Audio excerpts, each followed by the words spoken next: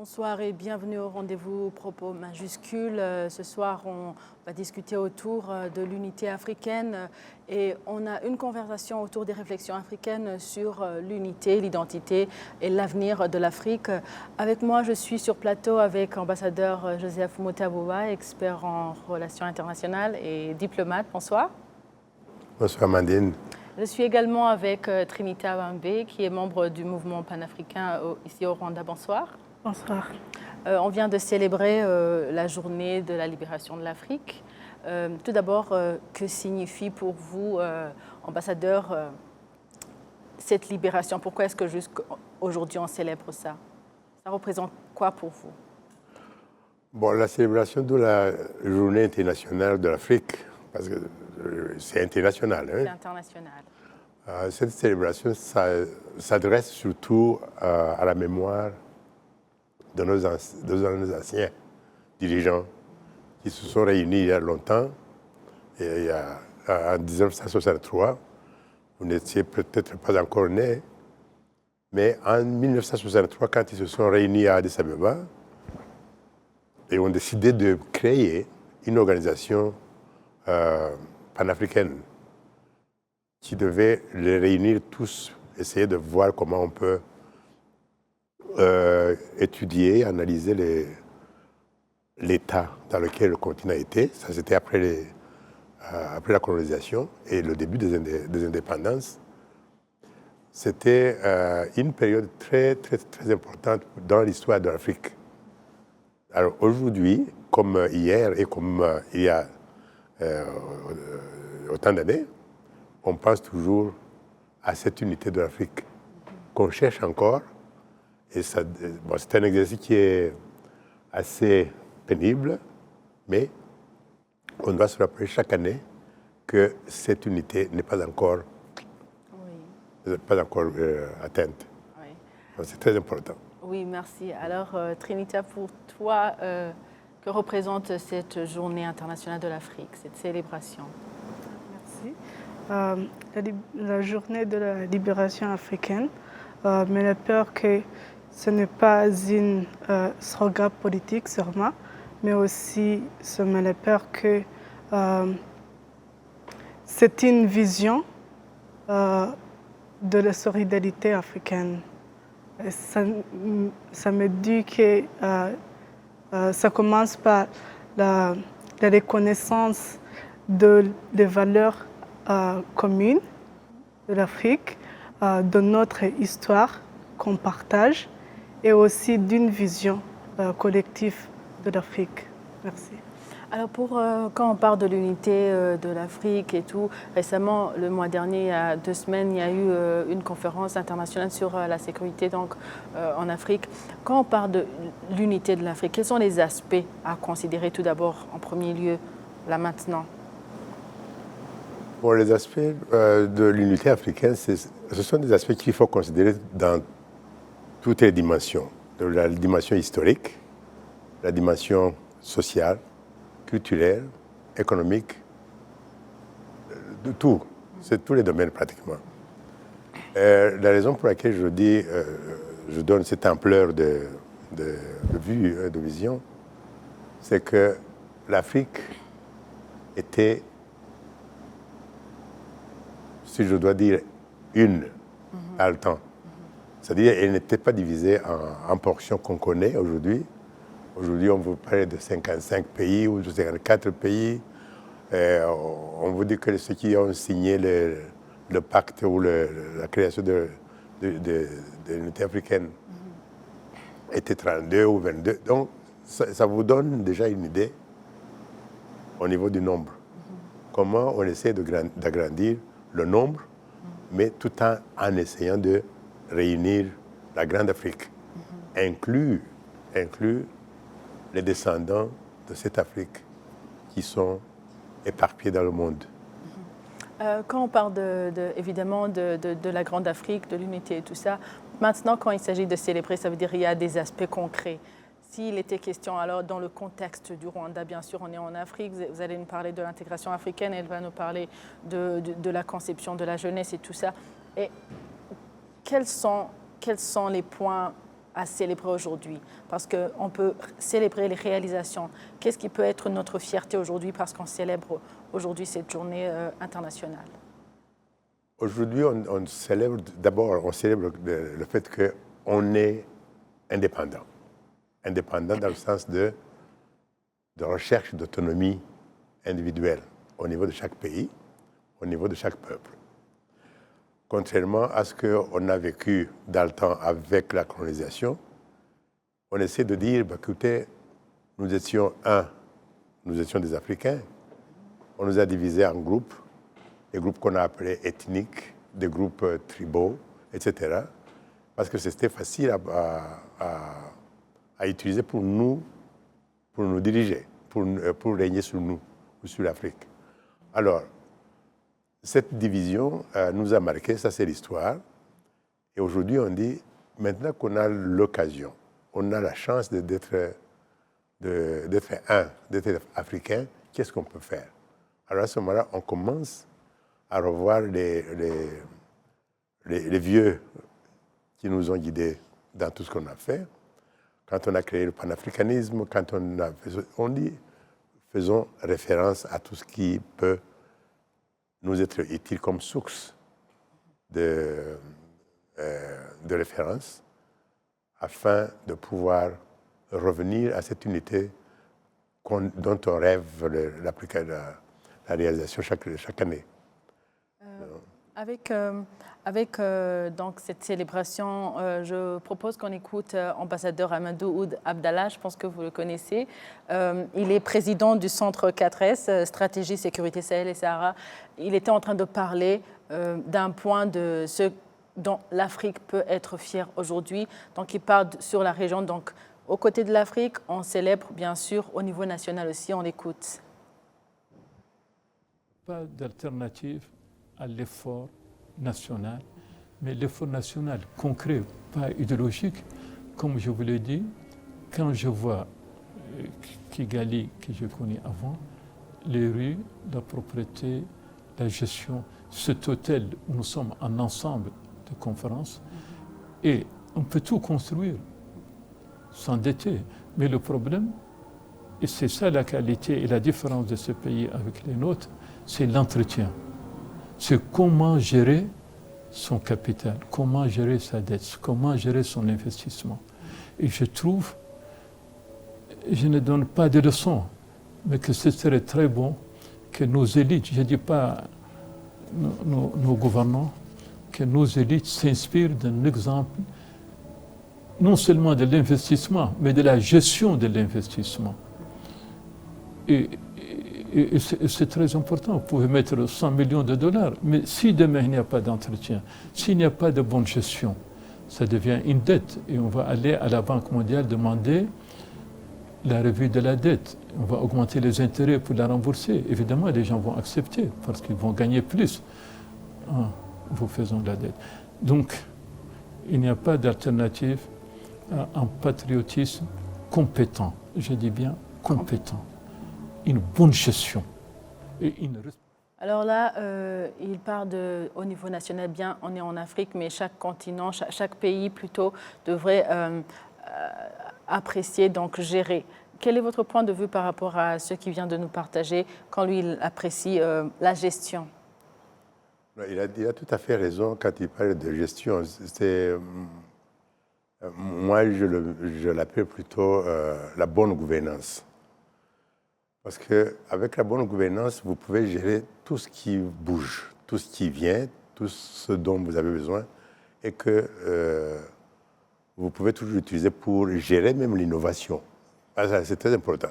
Oui. Donc, ce n'est pas seulement y penser, mais il faut plutôt dire qu'est-ce que j'en fais, comment je gère ça, et quel est le profit que je puisse avoir par rapport à ce que j'avais avant, et comment est-ce que ça peut atteindre la plus grande majorité des Rwandais, par exemple, la plus grande majorité des gens de la région des Grands Lacs, la plus grande majorité de la région de l'Afrique. Et vous allez même plus loin. Comment est-ce que ça peut atteindre les autres continents? Oui. Parce que ce qui nous a manqué au début, c'est ce choix. On n'a pas eu de choix. sous la colonisation, par exemple, on devait subir ce que décidaient les colonisateurs. Après l'indépendance, l'indépendance en question n'était pas totale non plus. Donc, il était toujours une question de dire, vous suivez ce que je vous dis, vous faites ceci. Pas très loin, même dans les années, si je puisse donner l'exemple du Rwanda, il n'y a pas plusieurs années que nous avons de nouveaux hôtels. Hein, quand vous avez l'hôtel Serena aujourd'hui, j'ai vécu cette expérience quand on voulait mettre cet hôtel en fonction. On nous a dit non, ça non. Le Rwanda, le tout petit Rwanda qui vient de sortir de la crise de génocide contre tout ce qui a détruit le pays, vous ne pouvez pas mettre en place un hôtel de ce genre. Surtout pas ça. Ah bon? Mais nous avons dit, on a le droit de le faire. C'est le choix de le faire. Nous l'avons fait. On dit, non, mais ça, c'est contre les règles de la gestion du budget national. La Banque mondiale n'est pas d'accord, le Fonds monétaire n'était pas d'accord. Mais après, quand nous l'avons fini, ils étaient les premiers à vouloir l'utiliser, cet hôtel. Ça, je m'appelle, j'ai vécu ça. Oui. On dit non. Je dis non. Il y a d'autres hôtels à côté là, l'hôtel Mille Collines, l'hôtel, etc. Pour montrer qu'on a encore cet esprit de pouvoir gérer soi-même ce qu'on dit. Oui. Je suis responsable de ce que j'ai décidé de faire et je suis responsable de la façon dont je dois gérer. Ce n'est pas vous qui allez me dire nous devons aller dans cet hôtel. Vous m'avez dit hier que je ne pouvais pas mettre cet hôtel en place à cause des règles A, B, C, D, etc. Aujourd'hui, vous me dites non, on va y aller. Je dis non, attendez, allez dans l'autre hôtel. On n'avait pas le GMB quand il y avait ce choix. Donc, ça vous montre déjà cette capacité de choisir, cette capacité de décider et cette capacité de bien gouverner. Donc, la bonne gouvernance, c'est une question très importante. Les jeunes, j'espère que vous devriez y revenir souvent. Hein. Oui. La bonne gouvernance et le bon leadership, ça, c'est ce qui manque en Afrique aujourd'hui. Quand nous parlons de l'unité africaine, c'est très bon, mais une unité africaine ne peut être que gérée ou générée par une bonne gouvernance où vous comprenez les problèmes que vous avez et vous les gérez de façon progressive. Je dis bien progressive. Il ne faut pas vous précipiter et réfléchissez d'abord, décidez ce que vous pouvez faire et faites-le dans les limites de vos moyens. Mais soyez tenace. Oui. Croyez à ça. Parce que si vous ne croyez pas, mais les gens vont vous bousculer, vous foutez dalle. Non? Oui. C'est ça le sens que je veux dire. Pour le cas du Rwanda, par exemple. Oui. Et pour l'Afrique en général, ce n'est pas encore fait. C'est dommage. C'est dommage. Ouais. C'est pas encore fait. Oui, avant d'aller directement sur l'Afrique, comme ambassadeur vient de te dire, partage-nous l'expérience de la jeunesse. Donc, qu'est-ce qui te caractérise en tant que jeune africaine et après jeune rwandaise? Qu'est-ce qui te rend fière aujourd'hui? Je me rends fière que l'État, notre gouvernance nous donne l'opportunité d'échanger, de donner des idées, de contribuer et de partager ce que nous pouvons faire, de montrer que nous sommes capables de faire quelque chose, de contribuer sur le développement de notre pays et l'Afrique en général. Ouais. Et quand on parle alors d'être rwandaise aujourd'hui, parce qu'ici on parle de l'unité maintenant, l'ambassadeur vient de nous partager le fait que ce qui est important, c'est savoir choisir. Est-ce qu'il y a des défis aujourd'hui? Vous rencontrez des défis encore une fois en termes de choix ou bien dans la gestion de conflits? Est-ce qu'il y a une expérience?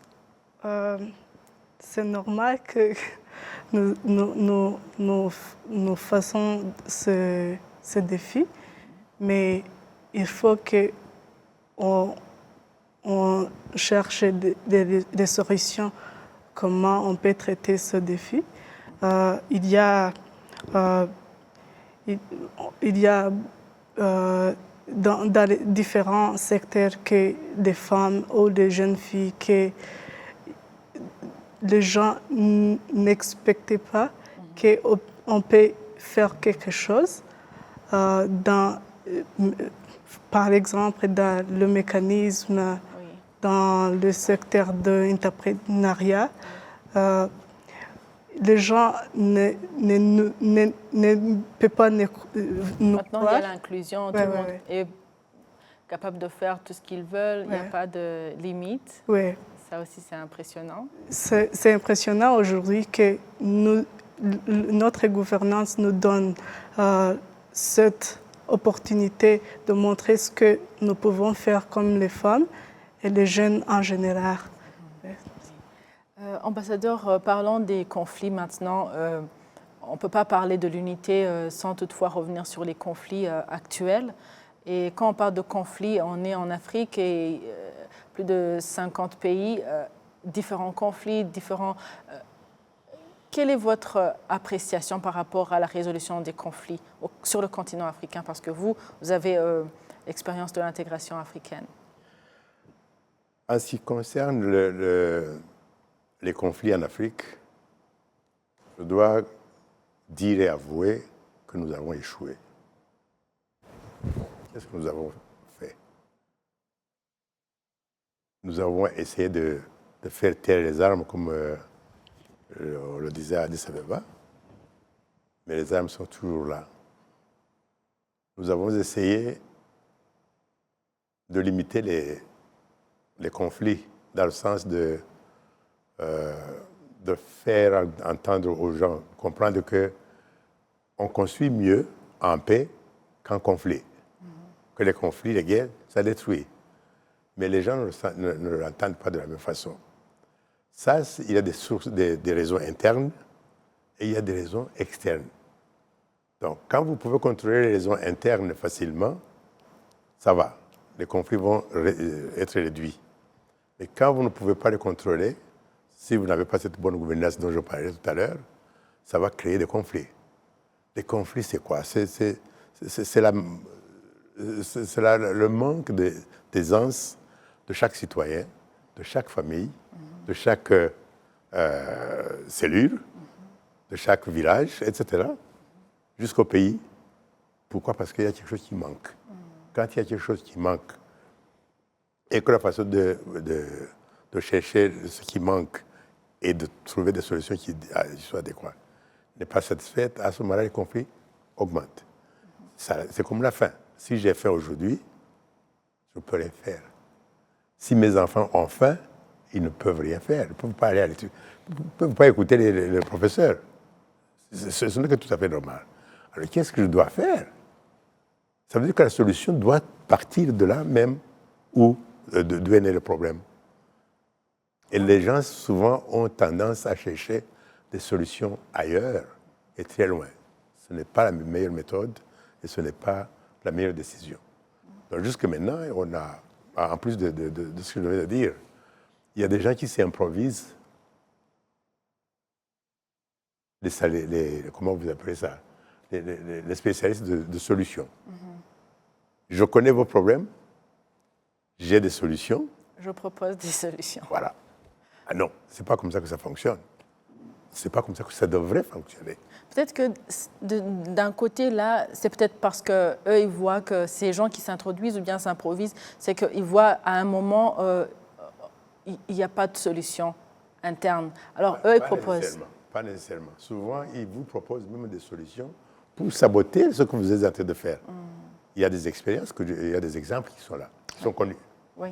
Donc, à ce moment-là, ça veut dire quoi? Ça veut dire que lui ou elle propose une solution qui va l'avantager. Qui va l'avantager. Donc, ça va à ses intérêts personnels ou aux intérêts de là d'où il vient ou de quiconque est derrière lui ou elle. Donc, ça veut dire qu'à ce moment-là, vous ne pouvez pas contrôler toute la chaîne. Et là, si vous regardez tous les conflits qu'on a maintenant en Afrique, la plupart de ces conflits, on a des liens qui sont derrière, qu'on ne peut pas contrôler facilement. Oui. Alors, si vous ne pouvez pas les contrôler, si vous ne pouvez pas plutôt prendre la décision de je les contrôle, moi personnellement, avec elle, avec toi, avec tout le monde et tout le pays d'Afrique, là, ça sera difficile. On se bat toujours pour avoir cette décision commune de dire attention, il faut d'abord être vigilant parce qu'il y a des gens qui contrôlent encore nos conflits parce qu'ils vendent, ils ont des intérêts ou alors ils ont des intérêts connus ou déclarés. Oui. Trinita, il est expert, ambassadeur, il est expert en relations internationales. On va écouter, dans notre part, quand on parle de l'Afrique, ce n'est pas seulement l'Afrique de l'Est, de l'Ouest, mais on a l'avantage d'avoir ambassadeur Abdallah qui est président de sécurité Sahel-Sahara. Lui aussi, il a proposé, il a partagé son point de vue par rapport à ce qui se passe comme conflit. On a des conflits, mais quelle attitude devrions-nous prendre malgré qu'il y a ces conflits, malgré qu'il y a le processus de résoudre ces conflits? On va d'abord écouter et puis on revient.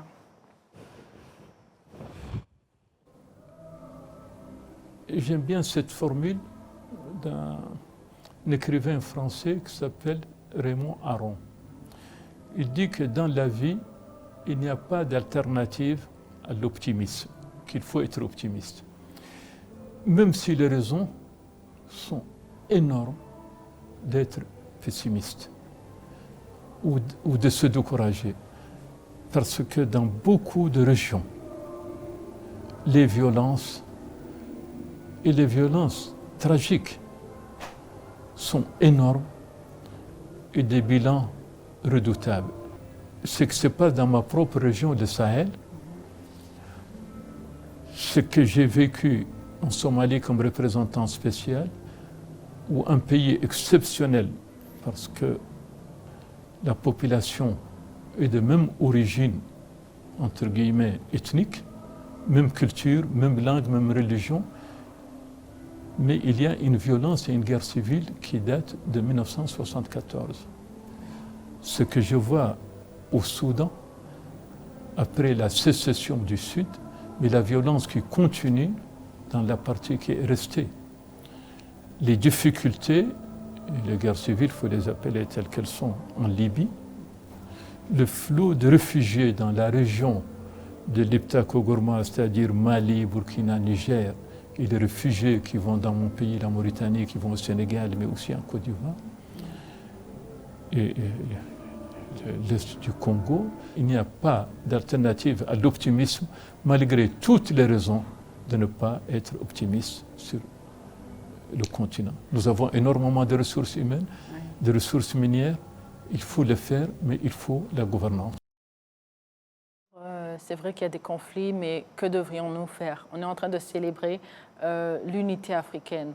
Bien qu'il y ait des conflits maintenant, quelle attitude devrions-nous prendre, ambassadeur?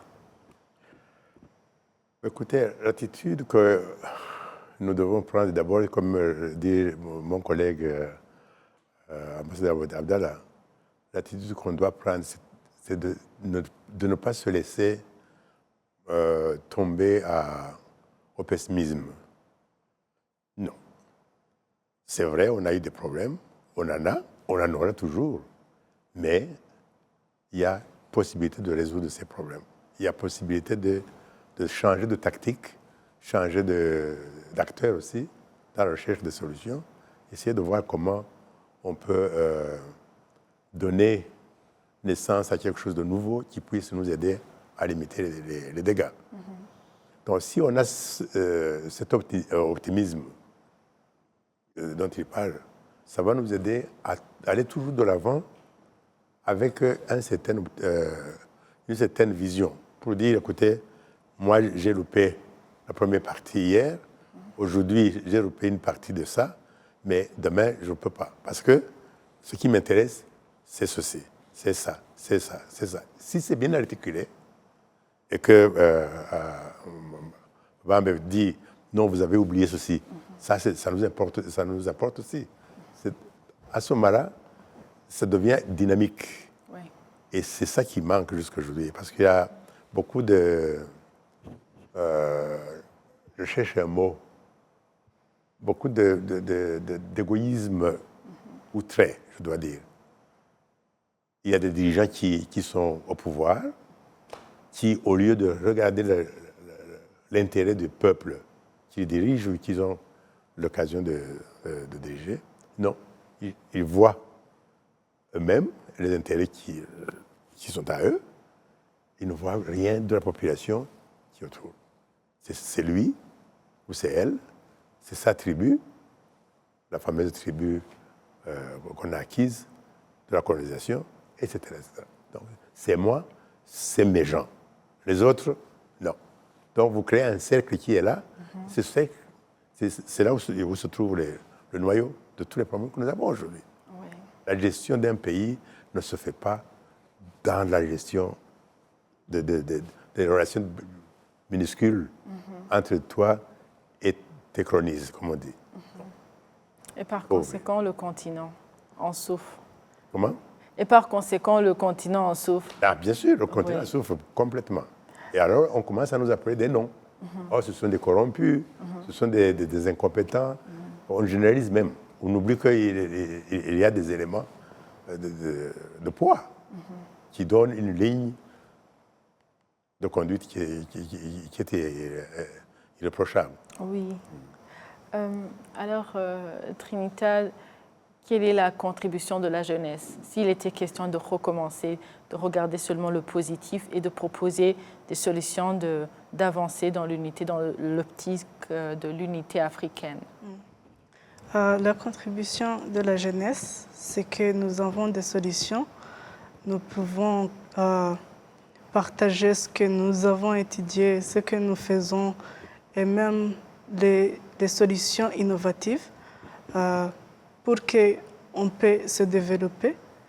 À propos des conflits que l'ambassadeur a parlé, c'est que nous pouvons prendre le chemin de résoudre nos conflits en dialogue, pas en bataille, parce que nous détruisons beaucoup par rapport à ce que nous allons avoir. Parce que, par exemple, au Rwanda, dans le génocide contre les Tutsis en 1994, nous avons vu que beaucoup des infrastructures ont été détruites et ça nous prendre beaucoup des années pour la reconstruction. Ça nous montre que le dialogue peut résoudre beaucoup de choses, peut nous donner, comme la jeunesse, le moyen de nous exprimer et contribuer pour le développement que nous voulons comme l'Afrique. Oui. Merci. Ambassadeur, je crois que ce serait intéressant de pouvoir relayer ce message aux jeunes des autres pays d'Afrique. Vous comprenez? Vous avez des forums où vous vous rencontrez. Essayez de rappeler aux jeunes, à la jeunesse africaine, que les acquis qu'on a eus aujourd'hui ou hier, ce sont des acquis très précieux. Ces acquis précieux dont on parle aujourd'hui, c'est toute une gamme. On peut citer ce qui est au Rwanda, mais parlons de l'Afrique en général. Il faudrait que vous fassiez tout pour protéger ces acquis. Nous ne serons plus là. Nous sommes partants. Hein? Mais ce que vous avez hérité des vieilles générations, l'ambassadeur Abdallah a parlé de Kigali Convention Center. Il n'a pas marché ces mots. Ça, c'est un trésor pour vous, pour toute la progéniture qui doit venir. Donc, il faudrait que ce message soit partagé par tous. Nous avons acquis ceci à la sueur des gens, à des taux d'intérêt plus hauts, etc. Aujourd'hui, ça nous appartient. Qu'est-ce qu'on en fait? Comment on maintient ça? Comment on gère? Comment on multiplie les atouts et les avantages que ça nous offre? Et vous multipliez le nombre de ces infrastructures pour le bien-être de l'Afrique et de tous les Africains. Et essayer de partager ce message. Pour moi, Même si je disparais ce soir, je serais très content d'être parti. J'espère que le message est bien transmis et elle a pris en considération. Merci. Alors, ambassadeur, quand on parle de tout ce qu'on est en train de parler, quand on parle de prévention alors de conflits, puisqu'on ne peut pas, c'est vrai qu'on décide d'être optimiste, d'avancer, de construire quelque chose de nouveau, mais comment est-ce qu'on peut identifier un conflit, la naissance d'un conflit? Parce que là, on va dans la phase de discuter autour de comment prévenir. D'abord, un conflit. Comment est-ce qu'on peut identifier pour le voir venir et le limiter? J'ai mentionné un point tout à l'heure, disant que les conflits, ça part d'où? Ça vient d'où? Ça sort de quel coin de la vie? Ça part du fait qu'il y a un manquement quelque part. Donc, il faut être vigilant, je souligne ce mot. Si vous permettez, ambassadeur, vous avez parlé d'un manquement de l'aisance et tout, mais d'un autre côté, quand ce n'est pas la famille, quand ce n'est pas ce manque, quand il y a un conflit qui est lié, quelque chose de politique, quelque chose vraiment je dirais, par exemple, le génocide. Le pays a décidé de faire l'unité et la réconciliation, ce n'était pas facile. Ce n'est pas quelque chose à négliger, bien qu'on avance. Alors, un autre, je dirais, parce qu'ici on parle aussi de justice sociale. Alors, tout conflit, est-ce que tous les conflits, comment est-ce qu'on peut détecter? Parce qu'elle est jeune, c'est le transfert d'expérience.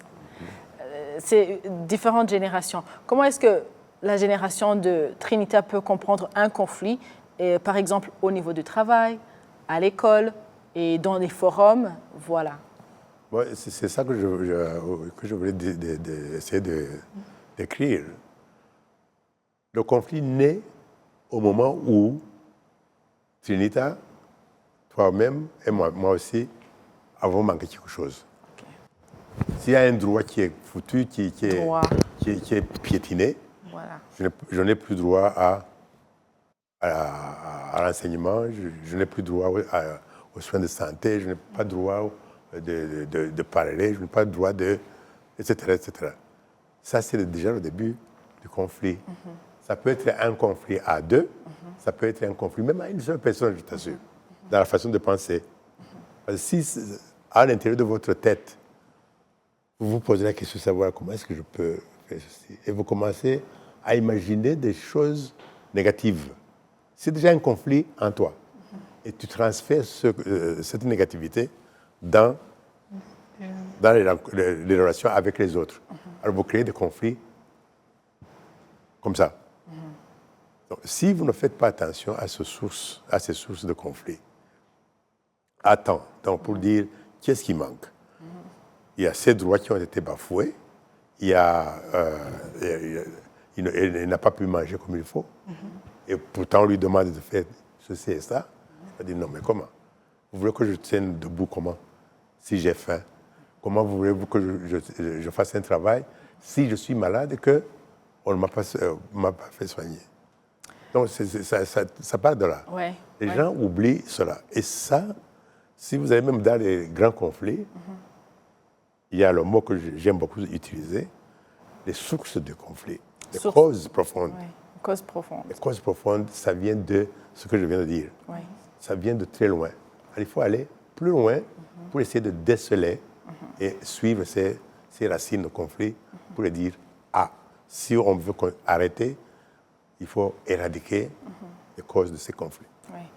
Aujourd'hui, on remarque quand on entre dans ces causes de conflit, aujourd'hui, on ne parle pas. On n'aime pas parler à cause des propositions externes qui sont là.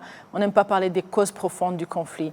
Là, je voulais évoquer le point où l'image de l'Afrique. Donc, on regarde ces causes de conflit. Là, maintenant, je pense que Trinita comprend maintenant, on est en train de parler d'un conflit au niveau national, régional. Et on réalise que c'est venu de cette cause profonde. Parlons de l'image de l'Afrique dans le monde, entre perception et réalité. Comment alors on peut apporter une solution interne si on connaît que ces conflits étaient des conflits que nous comprenons, mais que l'extérieur ne veut pas valoriser? Quelle attitude prendre? On peut revenir sur ce point après avoir écouté ambassadeur Abdallah dans la gestion de conflits, si vous permettez.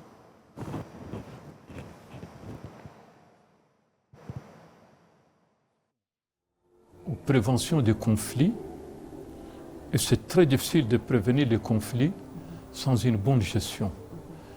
Gestion politique, gestion économique et administrative, mais aussi, surtout, un sens de direction. Nous ne pouvons pas, en Afrique, quand je dis nous en Afrique, nous ne pouvons pas, à travers le monde, mais surtout en Afrique, continuer à gérer les pays et surtout les économies et les sociétés comme s'il n'y a pas d'Internet, comme s'il n'y a pas de téléphone mobile. Le monde, et ce n'est pas un slogan ou une tautologie, le monde est connecté. Et surtout, les plus jeunes, et pire encore, ceux qui ne travaillent pas. Et comme dans beaucoup de pays, et je parle plus précisément de ma région, le Sahel, beaucoup de jeunes sont au chômage. D'où ces migrations tragiques, ces tragédies de migration par les Canaries et par la Libye à l'époque. Donc il y a une voie par la Méditerranée et une voie par l'Atlantique. Cette gestion, c'est à cause, cette migration tragique, c'est à cause de la gestion des pays où les gens n'ont pas d'espoir de travailler. Pire au Sahel, ils n'ont pas l'impression, ils ont même la certitude qu'il n'y a pas de sécurité. Et beaucoup de ces gens qui disent que c'est en fait des mouvements terroristes, oui, ils le sont dans les faits. Mais je me demande toujours si au départ, ce n'est pas aussi une lassitude face à la mauvaise gestion des États. Ambassadeur, je pense que maintenant, Trinita peut comprendre ce que l'ambassadeur était en train d'exprimer. Ici, on est en Afrique, ici, on est au Rwanda. Et ambassadeur Abdallah vient de nous parler du côté du Sahel. Donc, les problèmes sont partout. Seulement, la différence, c'est la structure, ou bien l'origine, ou bien les causes profondes.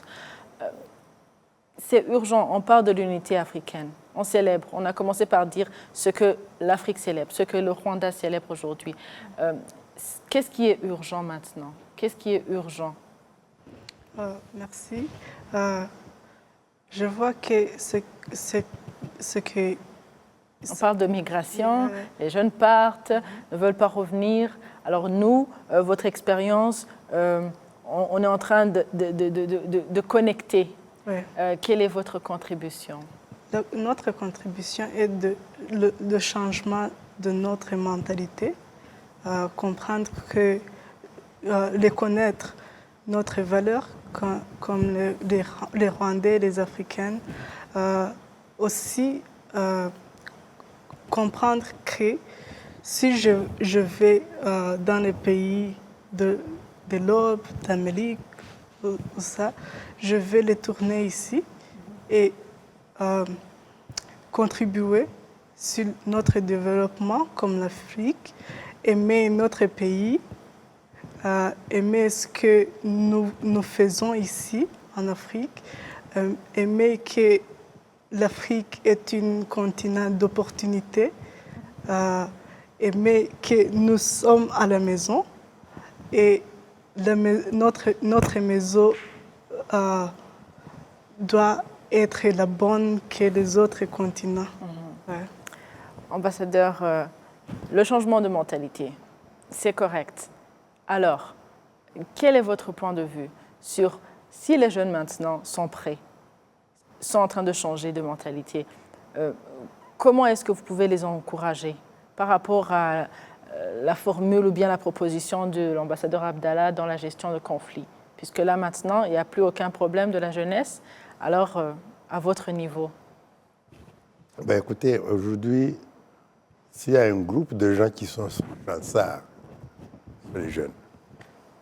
Parce que vous avez presque tout. Vous êtes en train de jouir de tout ce qui est innovation. Il n'y a pas d'excuse, pas du tout alors, à mon sens. Vous avez le ciel ouvert pour vous. Mais il faut faire attention. les gens vont vous faire croire à des choses qui ne sont pas correctes.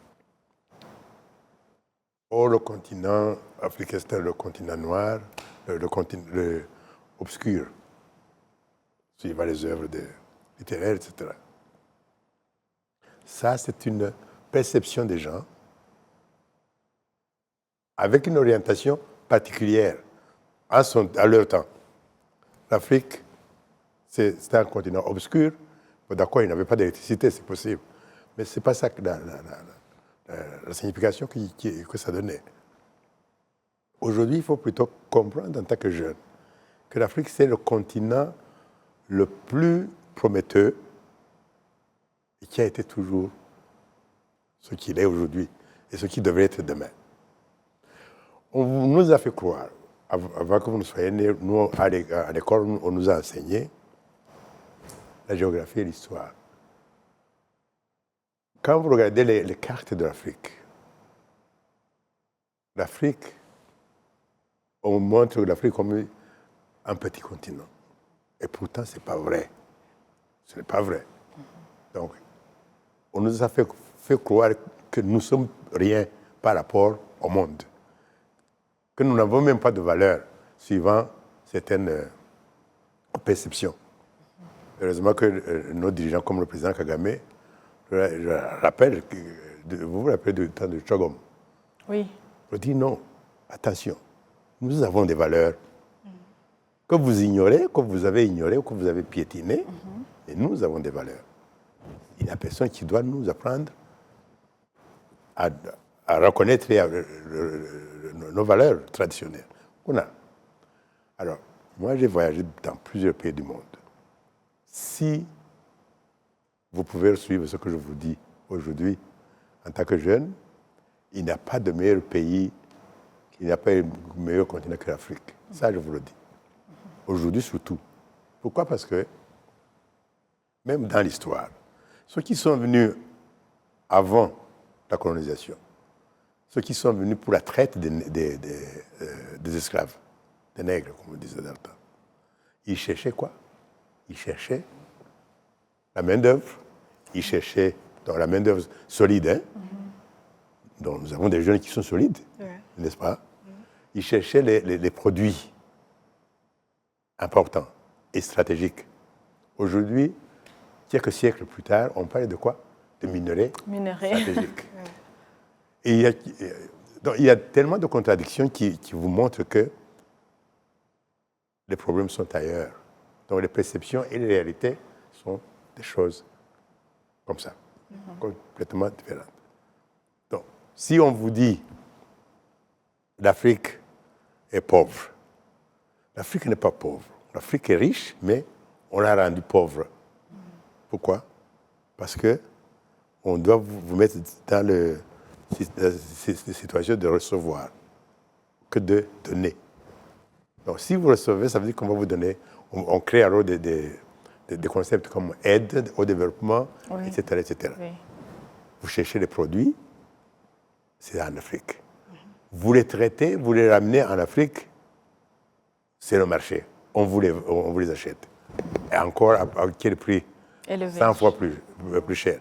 Donc, on est exploité, on continue encore à l'être. Vous, les jeunes, vous devrez connaître. Je vous dis ce que moi j'ai vu, je vois. Je voyage beaucoup, j'ai voyagé. Maintenant, je suis plus vieux. Mais il n'y a rien de meilleur que l'Afrique. Tous ces jeunes gens qui meurent en Méditerranée ou ailleurs, ça me fait mal au cœur. Vous cherchez quoi? J'ai fait plus de 40 ans en Europe. Je connais l'Europe sans problème. Mais il n'y a rien que je puisse dire j'ai envie ceci par rapport à ce que je peux faire en Afrique. Nous avons besoin de la bonne gouvernance pour gérer ce que nous avons. Nous avons besoin du leadership pour nous guider dans cette prise de conscience pour avoir confiance en soi, pour avoir confiance en vous-même. Oui. Merci ambassadeur. On va revenir, on vient vers la fin de notre émission. On parle de l'unité africaine. On a bien expliqué l'unité, on a bien parlé de ce dont on est fier. Alors pour conclure, je pense que comment est-ce qu'on peut parler ou bien promouvoir l'identité, encourager les gens à être fiers de ce qu'ils ont, africains, rwandais, tous les Africains respectivement dans leur pays. On va revenir sur ça. La proposition ou bien la solution de l'ambassadeur Abdallah, il était dans la conférence internationale sur la sécurité en Afrique. Il a parlé de ce point, lui, de son point de vue. Il a expliqué qu'il est la responsabilité de tout un chacun de faire de l'unité africaine un devoir.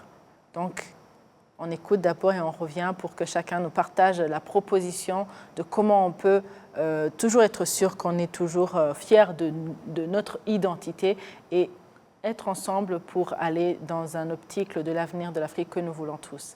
On écoute le point de vue de l'ambassadeur Abdallah. Oui, c'est la responsabilité de nous tous. Il faut, si on peut dire, des gestions responsables. Quand on voit, c'est de là où on avait commencé, je conclue là-dessus, un pays qui a été détruit, qui a été mis en lambeaux, mais la détermination du leadership, la conviction que les infrastructures physiques, économiques et autres sont la base du développement, et pas seulement le rétroviseur, mais aussi regarder dans le passé et qu'on voit ce qui se passe aujourd'hui. Je pense que nos pays de différents continents ont bien raison de parler de l'unité africaine, mais aussi il faut consolider les unités nationales et construire une économie dans un contexte actuellement extrêmement intéressant. Il y a un changement dans le monde et il faut que le leadership de notre continent, c'est-à-dire les présidents, leur entourage et les élites, se mettent dans un contexte, enfin, voient le contexte dans lequel nous sommes et ajuster nos approches, nos pratiques à cet environnement marqué par les communications faciles, par l'économie stupide, c'est-à-dire prioritaire, et ne pas continuer seulement à faire comme si rien n'a changé. Il vient de conclure en disant que c'est de la responsabilité de tous. Et dans le contexte du Rwanda, quelle peut être la solution ou bien la proposition pour être sûr qu'on va on rêve mais on construit l'Afrique de demain en tant que Rwandais et on est un exemple aux autres pays? Comme il vient de le dire, le leadership, c'est une chose très importante pour la jeunesse. Continuer de nous donner l'opportunité de montrer ce que nous pouvons faire et aussi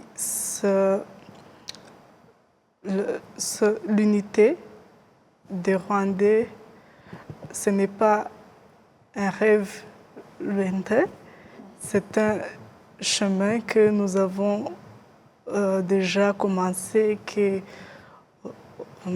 est palpable, tangible, ouais. C'est bon résultat. C'est un chemin que c'est une chose qu'on construit chaque jour et nous sommes dans ce chemin et il faut que, comme la jeunesse, on pense que nous sommes responsables de notre pays et l'avenir de notre continent en général. Merci. Merci. Ambassadeur. Bon, écoutez, il faudrait que nous soyons conscients de nos problèmes. Ça, c'est un. Soyons vigilants dans la recherche de ces solutions. Bon, on ne peut pas chercher les solutions sans s'attarder sur les origines. D'où viennent ces problèmes? D'où sont nées ces défaillances? Alors, quand vous les connaissez, vous regardez maintenant entre vous, entre nous, qu'est-ce qu'on peut faire? Le Rwanda a souffert jusqu'au génocide. Qu'est-ce qui s'est passé? Qu'est-ce qui s'est passé? Ah, on nous a collé des ethnies. Ça, c'est une cause lointaine. Nous avons accepté, au fur et à mesure que le leadership se relayait. Ils ont raffiné, amélioré ce concept de d'ethnisme ou d'ethnicité mal gérée. À ce moment-là, vous dites, bah, écoutez, si nous étions nous étions Banyarwanda dans le temps, ceux qui nous ont divisés, ils sont partis, ça fait plus de 60 ans. Il faudrait qu'on soit capable de pouvoir revenir à ce que nous vivions dans le temps qui nous unissait. Alors, c'est dans ce sens-là. Par exemple, on a choisi le changement de carte d'identité pour dire, écoutez, maintenant, ce qui nous différencie, c'est quoi en tant que Rwandais? Rien. Sur les capacités de chaque jour, sa condition socio-économique est différente de la tienne, les deux sont différents de la mienne, donc se rendre utile dans la recherche de ces causes profondes. Parce que quand vous les avez bien définies, alors vous adressez chaque cause de façon radicale et de façon continue, pour être sûr que j'ai éradiqué le problème. Quand vous regardez ce qui se passe au Congo aujourd'hui, dans notre pays voisin, on est là, on escamote les recherches. On vous amène à Doha, on vous amène ailleurs, oui, c'est très bien, mais où sont les problèmes? Quelle est l'origine? L'origine, là. Toucher ça et chercher des solutions. Et ceci devrait aller à travers tout le continent, comme méthodologie de travail pour dire, écoutez, nous connaissons nos problèmes, nous avons des solutions, peut-être que nous avons moins de ressources pour y arriver, les ressources humaines, les ressources financières. Là, alors, vous pouvez les chercher ailleurs. Demandez aux amis, aux partenaires, aidez-moi. J'ai besoin de $100 000 pour faire ceci. J'ai besoin d'un expert pour faire ceci. Là, ça va. Mais qu'on ne vienne pas me dire, je connais vos problèmes, j'ai des solutions pour vous. Non, no more, plus jamais. Oui. C'est ça ce que vous devez faire. Une fois que vous avez ça, le continent va devenir ce qu'il vient. Et personne ne pourra entrer encore pour vous dicter ce qu'il faut faire. Mais pour les intérêts de chacun, soyons plus vigilants parce que, au nom de ses intérêts, il ou elle va faire ce qu'il veut pour essayer de mater vos propres recherches de terrain. Merci beaucoup, ambassadeur Joseph Motaboba, et merci aussi Trinita Bampé. On était en train de discuter autour de l'unité africaine et c'était Majuscule Propos. On vous retrouve dans le prochain numéro. D'ici là, portez-vous bien. Vous étiez avec Amandine Dikouma Sabo.